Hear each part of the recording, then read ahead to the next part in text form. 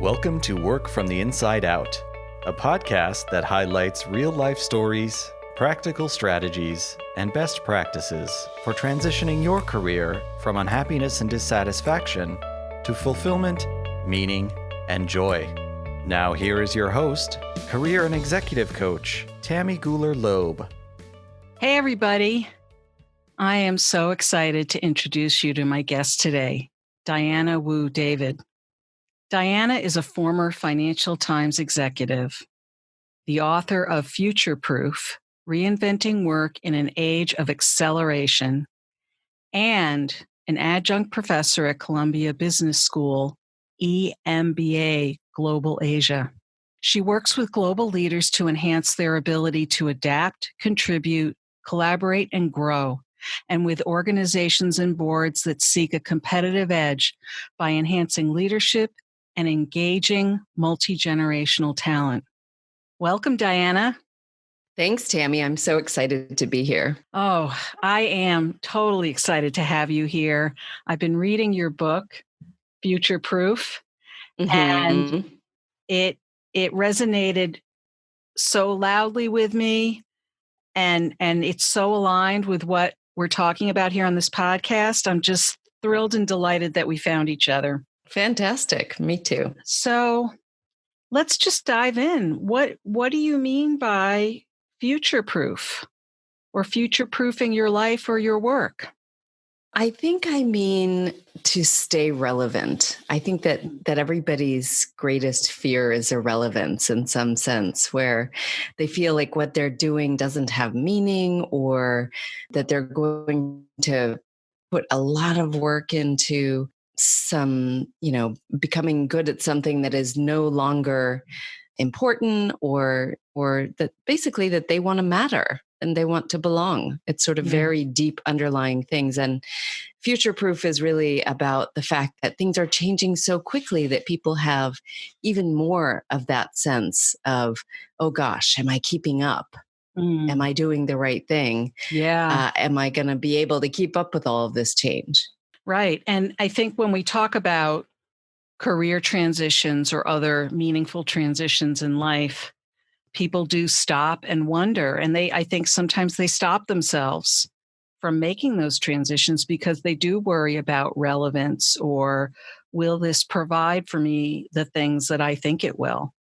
Yeah, absolutely. It's always easier to sort of keep going on in that comfort zone, even if you think it might be going straight off a cliff, than it is to take a new path that you don't know, where you don't know where it'll lead. Right. So one thing I didn't mention already is that, speaking of future proof, I'm talking to you from the East Coast of the US. It's 5 p.m. here, and it's 6 a.m. where you are in Hong Kong. So you're actually in the future already. You're already waking up to tomorrow. So how appropriate is it tomorrow? So how are things going on Tuesday? Yeah, we could just keep doing this. I'll tell you what's happening tomorrow, and maybe we can have some arbitrage here. Yeah, you could predict the future. Then no one would have to worry or be afraid to make a change because they'd know what's going to happen, right? It's going to be Tuesday today. It's going to be Tuesday. It already is Tuesday for you. But I do appreciate you getting up early in the morning to talk with me. And it's really a treat to know that we're talking across the world from each other. And yet the kinds of things that you and I both care about, the things that we find are important, really doesn't matter where you're living. It's important to find a place or find a kind of a fluidity in your work that leaves you feeling happy and satisfied and fulfilled. So I'm curious to know a little bit about you and the evolution, both of you writing the book, but also your professional path. So let's begin with a little bit about your background and how this led you to writing the book and doing the work that you're doing today. Yeah, well, I think that my background has been fairly diverse, probably more diverse than most people. And I went to work early on after studying international relations to work for Henry Kissinger in New York. And that was sort of an accident. An accident to answered a job. I answered a job in the back of the classifieds in the New York Times. Really? Yes. That's amazing. And you didn't even know it was Henry Kissinger, or? No, not That's only that, amazing. but I went to this little shabby sort of recruiting firm, and they wouldn't even tell me who I was going to interview for. They just said, you have to show up, dress nicely, whatever. So yes, it was, in a sense, it was an accident, but that was certainly an education and leadership at the foot of somebody who certainly made his dent in the universe in certain ways. Yeah. And then from there, I went to Columbia Business School and then went into consulting, and then answered yet another ad in the back of my alumni magazine to get to Asia. And that was 20 years ago. And have since then continued to focus on media from the business side. And I've done a couple of startups, and as I think most media people were pulled into in the .com boom, and started my own companies and worked for Financial Times ultimately for the last decade. So always on the business side and mostly about disruption. So I may have an unfair advantage in having a passion and a lot of experience in disruption, and from consulting otherwise, to always be thinking about disruption of companies and how that, how they can weather that. And so the book is a certain amount of personal disruption. What is it that you do in that instance? But it's also very personal. Having been very, I guess, a good girl, gone to studied hard. And I don't think it's a girl thing, but I think there's a certain group of people, and myself included, who just tried to do the right thing. Study hard, get into a good school, get a good job, and sort of woke up going, really? I play by the rules and this is it? Yeah. Now, when you say this is it, what was going on for you that made you even stop and wonder about that? Well, I don't think that much of anything needs to go on for most people. But for me, my wake-up call is my college best friend. We lived together after school. She and I had a similar path. She went to Germany, actually, and married a German guy and was working. And I moved to Asia and married somebody here and was working. And we used to have a lot of calls together about it, literally that, after college, we were like, we're going to take over the world. We're so clever. World domination is around the corner. And but later we used to call and talk to each other quite a bit. And she really, one day she woke up and her husband, she was in a very small town in Germany, and her husband was like, I don't know, it's just not working. And she had sacrificed really everything to be there. Wow. She did not have a lot of friends, didn't really fit in. Her job was okay. And she was the one with more of the energy than me. She was always bringing me along. And he called me one day and said she had killed herself. So it was one of those, wake up moments where you think none of this really matters that much. This whole, rat race that we're in. So that was a huge turning point in my life. And from there, I really thought I was working so hard, and the one question was, what if I invested as much energy in my own life goals as I do all the time in my work? I sweat the budget and performance reviews, and I care a huge amount about my work, and I kind of even, I like my work, but what about the rest of it? Maybe that's important too. And, for instance, having a network of friends, which is like life sustaining, really. Yeah. It gives you a lot of resilience. So really just approaching that with the same type A drive Uh-huh.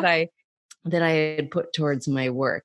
And I found also at the same time I had started for Financial Times as their sort of corporate entrepreneur and corporate development person. I'd started a board education course, and I was surrounded by incredibly successful people who Mm-hmm. were, retired CEOs or at the top of their careers. And we would go, and they were either board directors or wanted to be board directors.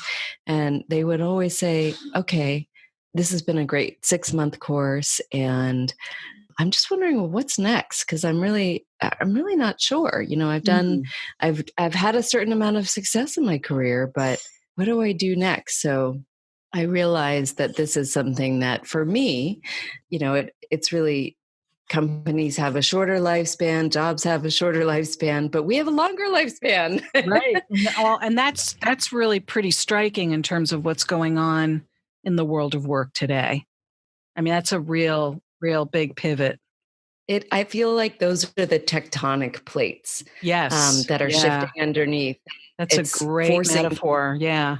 senior people are wondering, what they're going to do now that they're going to live to 100. But it also makes people think, if I'm going to be working this long, then maybe I will take a little time out to, take a vacation that's more than 2 days, or spend some time with my elderly parents or my kids, or just Mm-hmm. doing a project I've always dreamed of. So that's sort of what happened. I faced these problems in my own life. Media was changing as well, and Mm-hmm. decided to leave my lovely, safe corporate job that, at a company I love, Yeah. and go out on my own.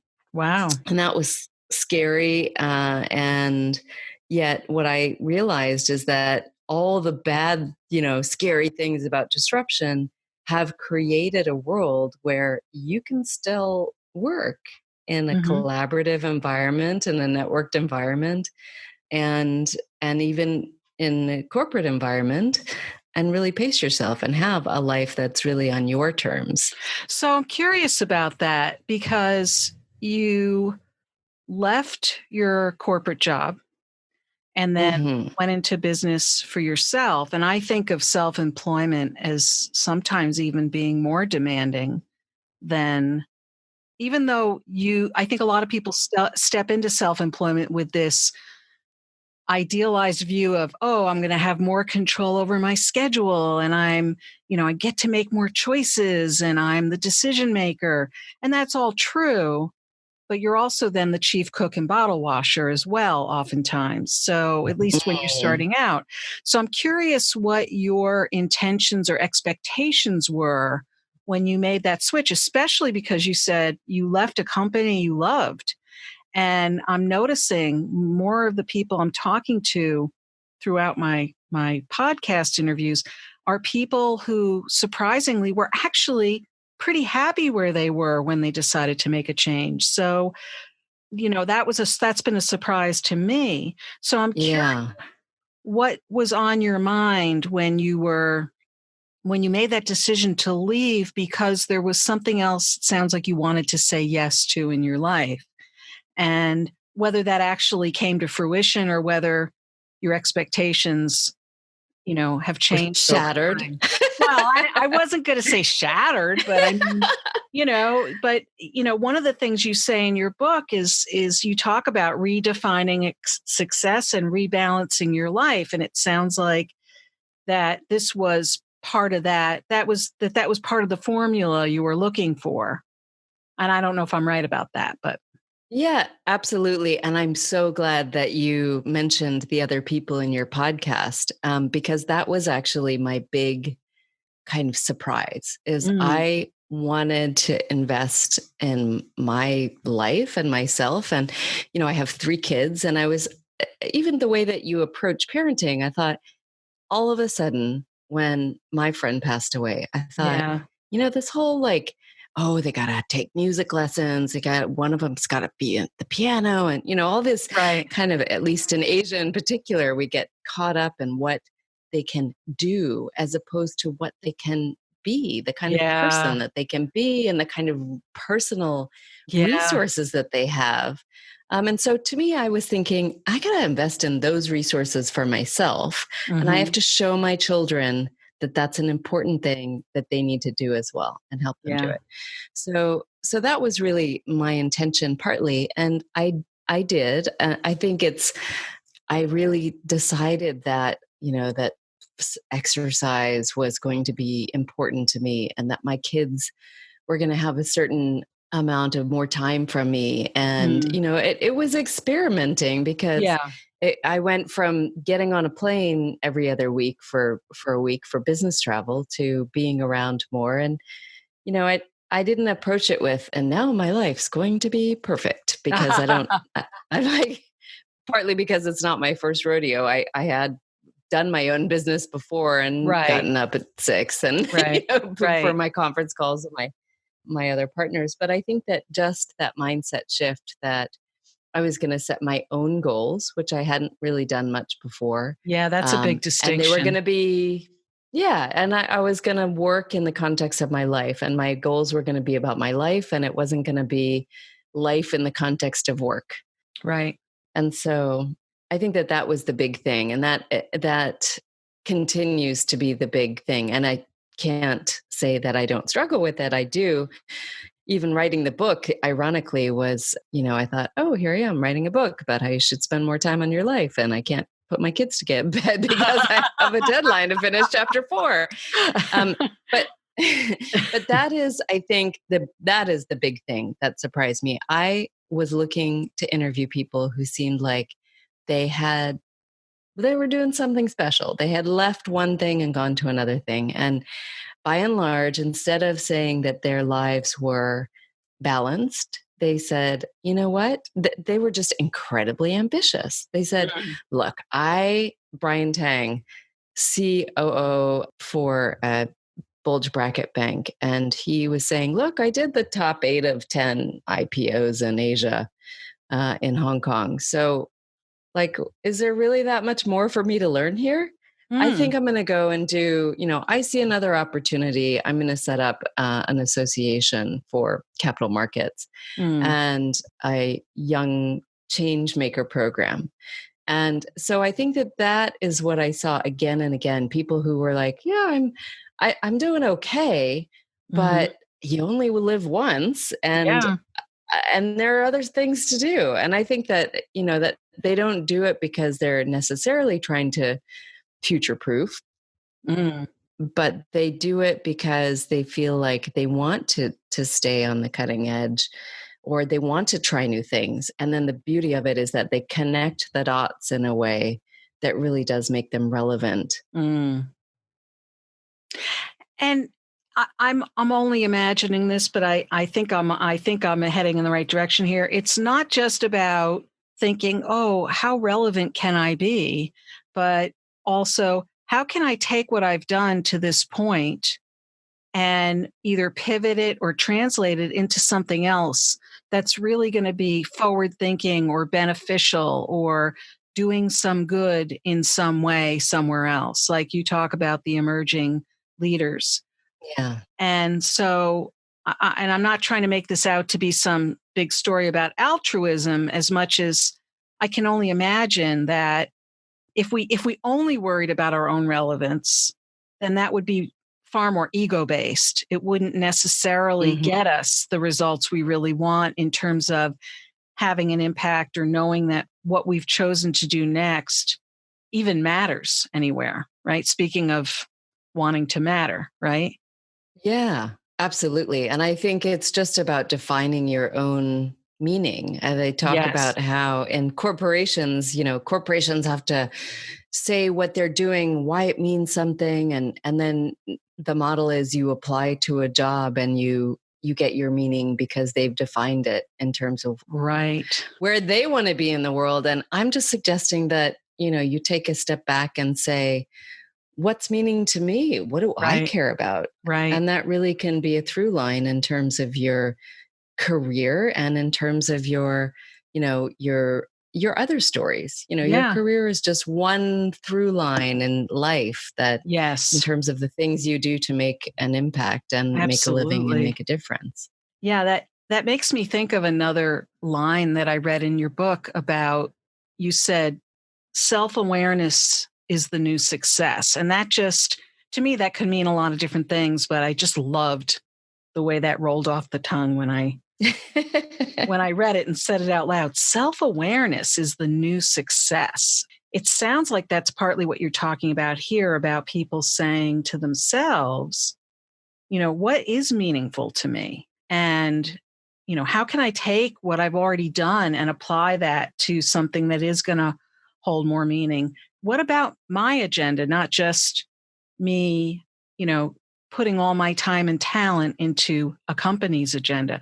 Not to say that you can't find your own meaning within that, but it's a different, I think you're talking about, when you talk about future proof, you're talking about something that goes beyond that. And I'm curious to know, what are some of the ways that I have some things written down here, but I'm curious to know what you think some of the key ways are that people can start to either asking themselves the right kinds of questions, or how can they start to figure out what's meaningful to them? Because a lot of people have, been conditioned to, you know, do well in school, finish, get a job, have a family, kind of following this linear path, which looks like success, but there is something missing from that. So, how do they maybe fill in some of those blanks? I think that I spend a lot of time doing that. And, I think a lot of people go to coaches for that, to sort of define their values and then be held accountable on a Mhm. weekly basis. But I think that it can be as simple as making some time for reflection. Mm. I have a bunch of stuff in my book that is downloadable templates, that where you can Aha. start to, think about your values and think about how you prioritize them. Mhm. And a lot of it is, it's not new. It's just based on some of the things that I thought were really useful. But I think just having a journal where you can really Mm. sit down and think about, what is it that I'm grateful for today, or what Mm. is it that is really interesting, and start to have that kind of reflection. And one of the things that we do even for our board members is start a learning journal. And it is active learning. So you think about what you're interested in, and then you think about a sort of a small experiment for them in board behavior. It might be, I'm going to go to the board meeting and I'm going to be a good listener if you're a Mm. talker. Aha. Or I'm going to prepare to think of strategic question, and then really doing it. And then afterwards thinking, how did it go? Yeah. What did I feel about that? And so that is a sort of, an innovation. It's tight feedback loops from Mm. my background, but it is really being intentional about noticing what is Yes. important to you and Mhm. trying to incorporate that into your life on a larger basis. Yes, and you can get that learning about yourself in the context of the things that you're doing here and now today. Absolutely. So it's not like, I think some people, when they think about self-reflection or making a change, they think they have to do something big and different right away. And what you're describing is, sort of a focused, step-by-step kind of approach, almost kind of in a gentle way, while holding yourself accountable to noticing what feels right to me. Because some people have spent the better part of their careers not even asking themselves those questions. Yeah, I love the way that you say it, sort of gentle way. I think the small step is the most important. The small step that you take to start. I didn't have to leave my position. I could Mhm. have said, you know what, actually my kids and, getting up and exercising, all those things are important to me. It just happened to be at that time after, and I still actually consult for the same company. So in a certain sense, I haven't left, but it just is the way that I had to do it. But I do look back and think, you can do this. Yeah. Because oftentimes we're in a position where we feel like, oh, I have to work this way, and externalizing, it's all their fault. Right. But the reality is that we haven't set our boundaries, or we haven't said, actually, I have some other stuff that's important to me. And I'm going to take, every Friday once a month and work on that project. Yeah. Yeah. And there's something else that this makes me think of. It also was sort of at the very, very end of your book. You have a section you call Permission Granted. And you talk about going out and speaking to companies and how surprised you are by how many people have the sense that they actually do know what they might want to do, but they don't feel they have permission to do it. They'll say, I have an idea, I know what I want, but it just seems insurmountable. Are people even allowed to do that? And so that sounds so familiar to me in so many ways, but what is it about people finding, kind of the clearance almost in their minds or in their hearts to get that permission to create a path that they can really call their own? Yeah, I think that our society is just not set up for that. Our society is set up for all of us to be making widgets, not for all of us to have our own paths. That would be chaos. And would you say, now here you live in Hong Kong, right? And I'm here in the US. I could, that definitely resonated with me coming from the US perspective. Would you say that that's kind of almost a cross-cultural norm that people are worried about disappointing other people who have expectations of them if they decide to make some sort of a shift or a change to be happier? Well, I can't speak for all of Asia as Or the whole spokesperson, but yeah, or the whole world. But certainly, in Asia, I think it would be even more so. I work with a lot of entrepreneurs, and the family is the unit, not the individual, as much as it is in the Western world. So I would say it's even more so that way. But I think that this reflects also a shift in work and sort of the future of work, whereby I have companies coming in and saying, we want you to make our staff, come and give a great speech and make them all more entrepreneurial, right? Everybody seems to want their in one speech. But don't. Yes. And you'd be surprised to know I actually did that. No, I think that it reflects a desire on the part of managers or CEOs or HR directors to really let their staff know that they need to also take their own agency over their careers, because things are changing so quickly. And there are a lot of companies where the silos are, set in steel, I guess, but there are so many companies also that are saying, wow, we have to work across the lines, and we have to have our staff take initiative to see the risks that are coming down the pike, and to really think of new and novel ways for us to do our business. And part of that is agency over one's own career. There's a lot of burnout, there's a lot of disengagement. Yeah. And companies just can no longer afford, company average S&P 500 company only is in existence for 12 years now. Wow. On average. And so, they can't be sitting there saying, no problem, guys, we're going to take care of you. Yeah. They also need their staff to be constantly thinking, what's coming down the pike? How can we add value? And frankly, how can I, as an employee, manage myself? Right. You can't rely on your company to, make sure that you're healthy and make sure that you're energized and make sure that you're on point. Yeah. There's a community, I believe, in great companies that comes together to help you do that. But at the end of the day, it really is, you are the entrepreneur of your own life. I totally agree with that. been saying that for years to anyone who will listen, to say we really need to think of our careers far more entrepreneurially, even if we are, a company person and we decide we're going to really commit ourselves to the work of a particular organization. There is a lot of room for finding your voice, offering creative solutions, and really trying to forecast or look ahead to future proof, right? Absolutely. And articulating your value and your particular strengths, back Yeah. to that self-awareness Yeah. and how those fit into making, what you're working on, moving that forward. Yeah.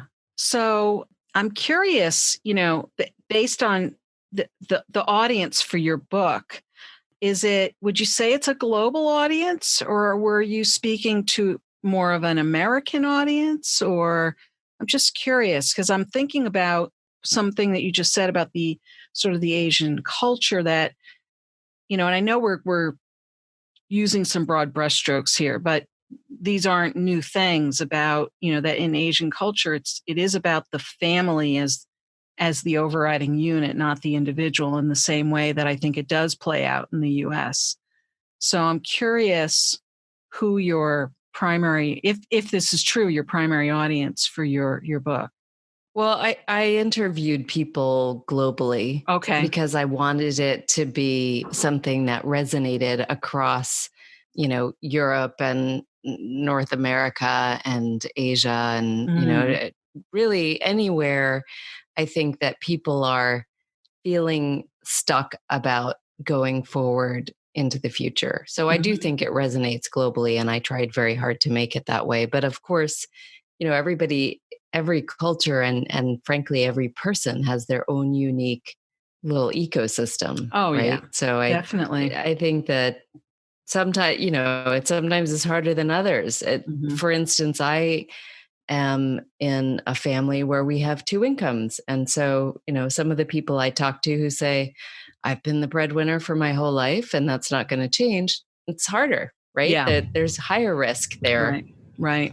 So everybody has different situations, but I Yes. do think that if you're going to be and commit to a corporate job, or you're thinking about doing something different, I think that it still applies. The idea that you need to start taking small bets, right? And experimenting in terms of where you want to go. Right. And I think a lot of the chapters within your book really do outline things that people can adapt to their own needs and their own interests and things that they find meaningful. It's a very accessible book in that way.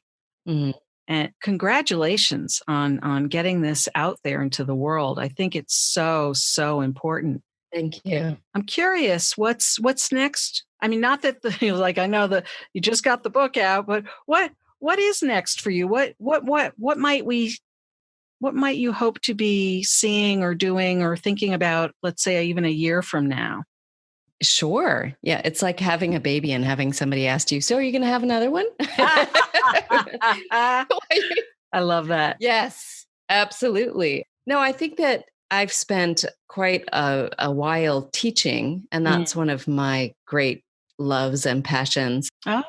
So I have a course on leadership coming up for the Columbia Business School Global EMBA program, which is based in Hong Kong with London Business School and Hong Kong University.